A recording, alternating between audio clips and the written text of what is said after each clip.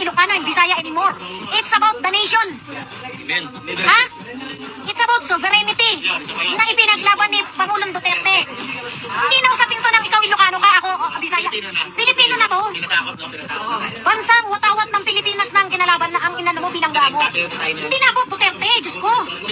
Napakabobo na lang nung sasabihin, kasi Duterte ako, kaya sinasabi ko, it's not about Duterte. Na kung tutuusin nga ako, mag-change na ako ng citizenship eh. Pero bakit ko pinaglalaban si Duterte? Dahil kasi, yung patriotic, ano ko, minds ko, bilang Pilipino, mapapalitan ko yung citizenship ko, pero hindi ang pagiging Pilipino ko sa dugo.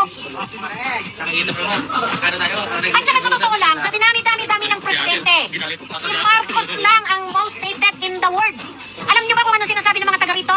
Hindi lang Pilipino ang nagmamok sa kanya. Mas taga rito kung naiintindihan niyo lang yung sinasabi nila. May mga nagko-comment. He is the most hated. Oo, sinasabi nila most stupid president in the history. Hindi ako nag-aano na Ilocano ka, Bisaya siya, or what. Tagalog ako, purong Tagalog. So walang dahilan para kumampi ako kay Marcos o kay Duterte. Nasa tama lang ako. Diyos ko, kung hindi ka nahihiya sa ginawa mo, sa kapwa mo Pilipino, mahihiya ka sa bandila mo. Amen. Tinenta niya kapwa Pilipino, no? Diyos ko, yung iba, si Duterte pinaglaban yung mga nasa death penalty. Tapos ngayon, ikaw pa nagsuko sa bansa mo, doon sa bansang gusto. Grabe, no? Dumurog sa kababayan mo. Asan ang balls mo? First time na Wala siyang balls. Weak. Di sa ginawa yan, gagawin ko rin ng Pilipinas, gagawin ko rin. Sa ginawa mo ha, pinag-away mo yung Ilocano at saka bagay, not all Ilocano anymore. Marami ng Ilocanong matatalino at marunong umintindi kung ano yung sitwasyon ngayon.